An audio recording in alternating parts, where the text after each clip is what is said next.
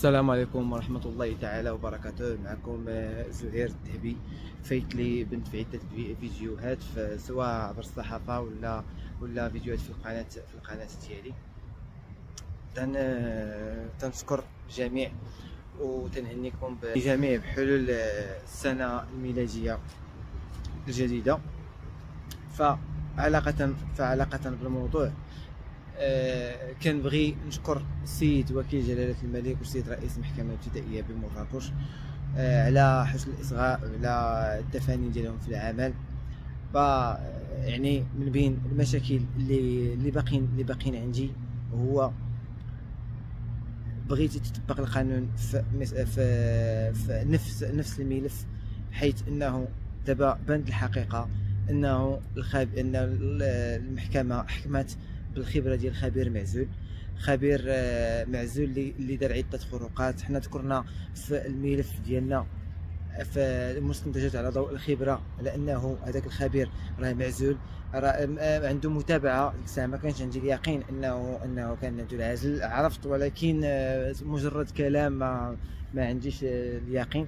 انا ديما فاش نبغي نهضر شي حاجه الا ما عنديش عليها وسيله ديال الاثبات ما نهضرش عليها. شي حاجه اللي متاكد منها وتا حنت لانه الكلام خصو يكون موزون، يعني اي كلمه قلتيها غادي تسال عليها. يعني اي حاجه تنقولها وانا متاكد منها، سواء بوسائل الاثبات سواء بشهود. المهم تكون شي حاجه اللي هي ثابته. دونك ذكرنا في المستنتجات ديالنا على انه السيد هذا عنده متابعه وعنده عنده متابعه في الشان ديال ادلاء بيانات كاذبه، وجبنا شي شهادات ديال شهود تيقولوا هادشي اللي قال لنا ما كاينش، رغم انه ما كانش عليه يستمع للشهود، لانه في الحكم التمهيدي باجراء الخبره ما كانش فيه الاستماع للشهود، فقط تطبيق الحجج. كانت عاوتاني عده خروقات كمل من الخبره ومشى دخل معاهم البلاصه وحده. المهم كانوا عده خروقات من بعدها درت انا طلبت من رئيس المحكمه يعطيني خبره وجات مخالفه تماما لما هو مدون في هذيك الخبره. فبالتالي كاع خصوصا فاش تتم المتابعه ديالو بانتحال الصفه، تنطلب من السيد رئيس المحكمه رئيس الاول لدى محكمه الاستئناف باش يرجع لي الملف المحكمه الابتدائيه باش تعاد فيه النظر وفق القانون، حيت ما يمكنش انا نضيع في مرحله من مرحلات التقاضي، لانه هذاك الحكم الابتدائي صدر بناء على خبره بدون وقوف الهيئه على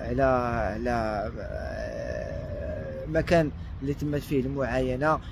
تم الاستناد فقط على الخبره، والخبره ها هي بان فيها كل شيء. انه السيد كان معزول في 22/10، يعني نهار كان في شهر 10 2022 هو معزول، والخبره ما خرج القرار التمهيدي حتى شهر 2 2023 وما تدارت ليا الخبره حتى 18 مارس 2023. وهذا التاريخ هذا بالضبط كان هو معزول، يعني كان هو مبلغ بالقرارات العزل. يعني القرارات العزل خرج في 2022 شهر 10 وتبلغ هو في شهر 3 16/3 شهر 2023. ومن محاسن الصدف انه لقيت انا فاش كانوا تيقلبوا عليا باش نديروا ديك الخبره، تيقلبوا عليا في الحي بحال انا قاتل شي روح. راه تيقلبوا بدار وتيدقوا على الجيران وتيسولوهم، وكاينين الشهود. راه قلت لكم انا اي حاجه تنقولها الا وراه عندي عليها وسائل الاثبات. دونك تيقلبوا عليا بواحد الطريقه اللي ما يمكنش تكون خبره عاديه ويقلبوا بديك الطريقه. انا من الصدف ما كنتش انا في تما، ما جا عندي حتى من بعد يعني كيبرزطوني باش نحضر الخبره في ديك لاطات. كانت 15/3.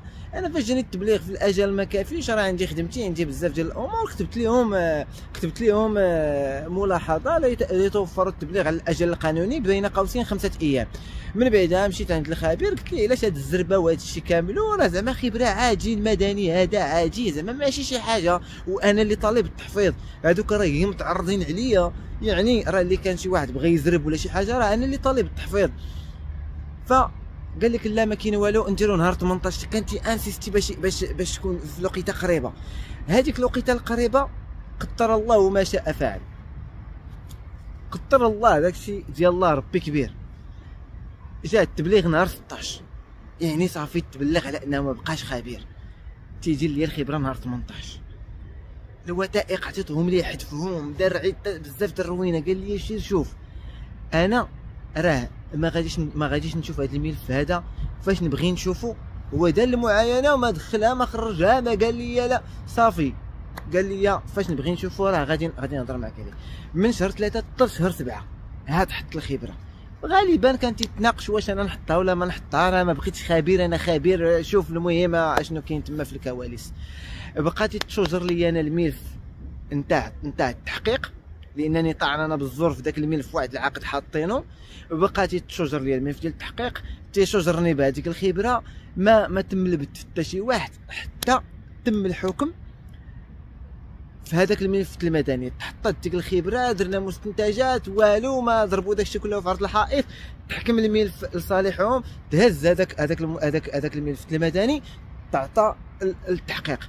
كيفاش غادي نتوما غادي ديروا المدني تحتجوا به في الجنحي؟ نورمالمون الماده 102 الجنحي يعقل المدني، ماده 102 من المسطره المدنيه الجنحي يعقل المدني. انتم دير العكس، ولا هازين المدني ولا يعقل الجنحي. الا كاين هذا في شي قانون اخر من غير القانون اللي عندنا ولا نعرفوها، باش حتى حنا نشوفوا كيفاش حنا نتسناو التحقيق يعطي الكلمه ديالو. حنا كنا تنطلبوا ايقاف البت، طلبنا خبره مضاده، طلبنا يعني الحجج ديال الوثائق، معاينات المحكمه. ما تم الاستماع حتى شي حاجه. تيتم الحكم بخبير معزول. خبير معزول اللي راه سي نورمال. راه واش واحد كمل الخدمه ديالو، كمل من خدمه دار، كمل ديك الدوره اللي جاب معانا تما، هو يدخل عند هذوك اختلى بهم الطرف الاخر. واش عباد الله، واش عباد الله يعقل انه خبير تتناقش مع الميف تقول لك لا صافي تيتصنت هي الاخرين؟ ايوا راه باين الانحياز واضح، الانحياز واضح. حنا قلنا ثقتنا في القضاء كبيره، راه غادي يعطيونا خبره مضاده، خصوصا السيد عنده متابعات، وهذا السيد مرونات بصح. راه من شهر 10 2022 هو عنده قرار العزل وباقي خدام. انا شهر 7 راه حط عارف التاريخ فاش وقف، ولكن داك الشيء شغل القضاء يعني. هما كاينين جهات مختصه اللي غادي يبدوا في هذه الامور هذه. علاش بقى بعدا تيدير الخبره؟ وهذا الشيء راه ضرب مصالحي، وهذا الشيء راه كرفسني في خدمتي في حياتي. شاب مقتبل العمر ولا مقابل لي المحكمه وطلع وهبط وتفسخ. انا راه مشكلتي راه بسيطه، مشكلتي بسيطه. نولي واحد داعيني على داري، مشى زور العقد ديال نتاع العدول، مشى زور عطيت الاقوال ديالي، زوروا لي المحضر ديالي، نولي غادي في المتاهات. راه داك الشيء باش انا خرجت للصحافه ماشي خرج ليها انا زكير ولا باغي. صافي راه تنشوف انا اللهم يوقع شي حاجه عن طريق المخزن، ولا غادي نولي انا ديري لي شي تهمه. راه واش كاين اكثر من جاو ضربوني الرجليه؟ واش كاين اكثر من طوموبيلتي تهرست 2 المرات؟ هادشي علاش ما كانش يوقع ليا قبل؟ واش عباد الله ماتوا السائحات في مليل، عمليه اجراميه اللي تندينوها بشده، جاو تيقول لك اودي راه هادوك اللي قتلوا السائحات تتصل بيا الشيخ ديال قياده ابادو، عون سلطه من درجه الشيخ تيتصل بيا تيقول لي راه انت المنفذ ديال معاك المنفذين ديال عمليات تمهروش. من بعد اتصلت بالسيد القايد وقلت له ودي راه هادشي يقول لي هاد السيد، قال لي صيفط لي الاسماء ديال هذوك اللي ناس اللي كاين تما. قلت له واش شوف شحال بعيده المنطقه ابادو، شحال بعيده على شمهاروش، بعيده بكثر من 200 كيلومتر، 160 200 كيلومتر. اجاب هادوك جالسين عندكم تما سيمانه.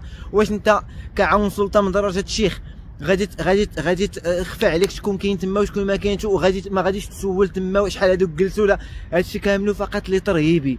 راه فاش نقولوا للناس نافذين راه نافذين، راه لا يعقل. واش يمكنش هادشي تقبلوا العقل؟ راه ما يمكنش. فلهذا راه باين الامور. السيد تيتعنى بنائب وكيل الملك شهدوا بها الشهود امام قاضي الجلسه، ياك يعني كاينه تما شي حاجه انورمال.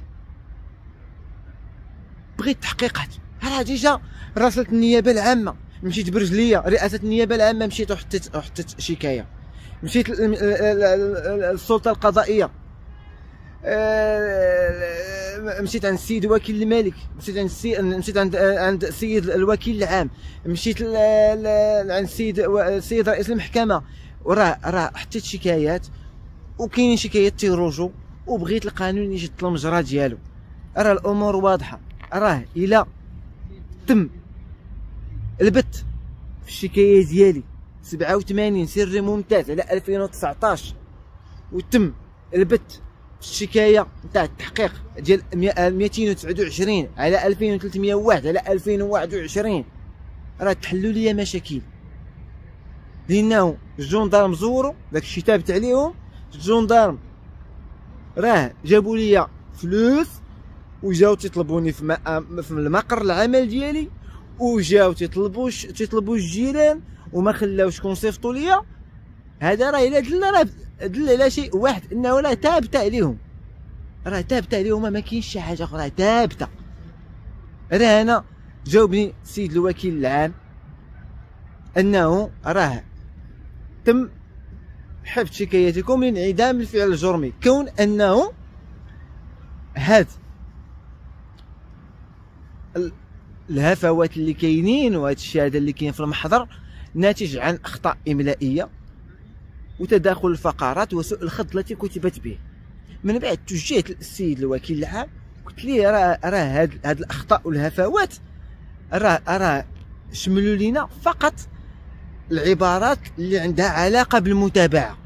يعني حنا كنا كنناقشوا الحيازه، يعني الفصل 570 اللي هو انتزاع عقار من حيازه الغير، اشنو خصو نثبتوا الحيازه ليه، خصها تثبت ليه.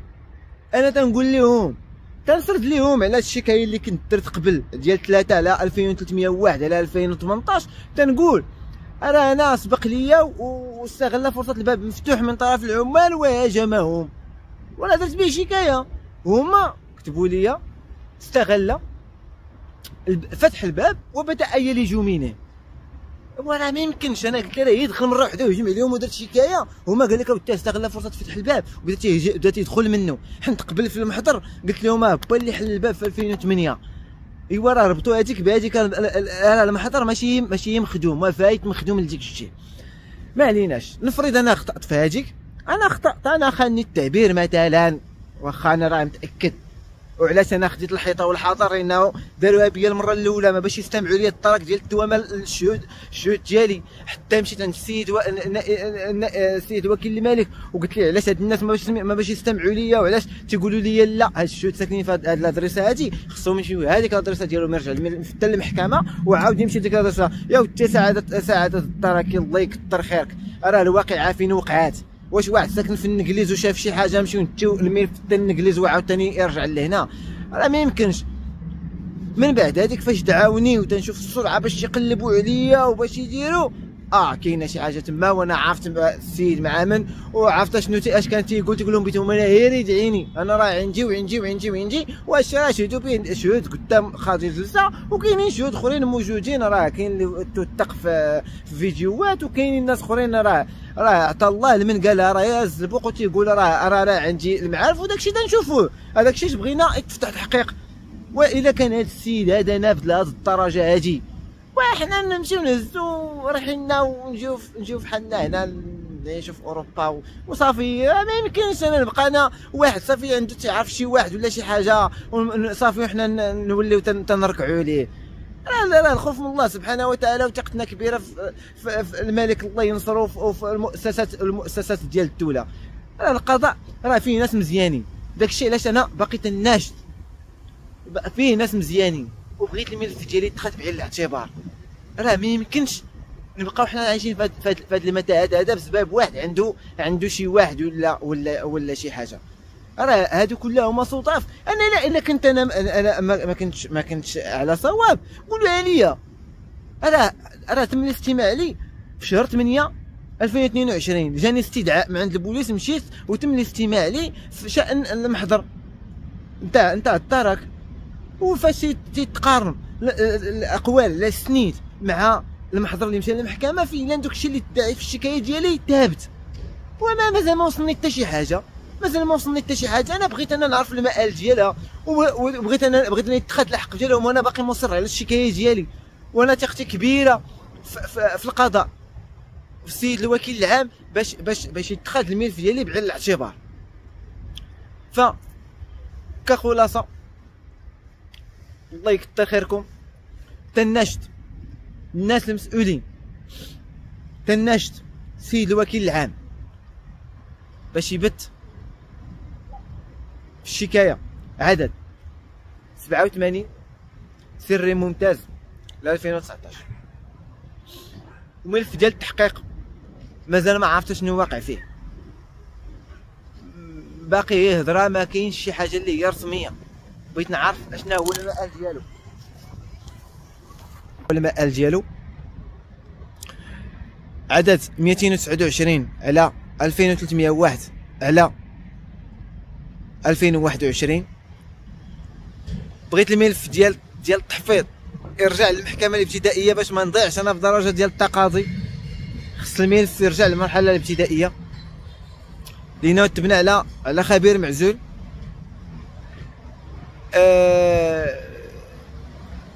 الامور الاخرى لذلك اناشد الرئيس المنتدب لدى السلطه القضائيه التدخل في هذا الملف، ورئيس النيابه العامه بالرباط، السيد الوكيل العام لدى محكمه الاستئناف بمراكش، والرئيس الاول لمحكمه الاستئناف بمراكش، والسيد وكيل الملك بمحكمه مراكش، والسيد رئيس المحكمه الابتدائيه بمراكش. وعاش الملك والله ينصر سيدنا. شكرا جزيلا.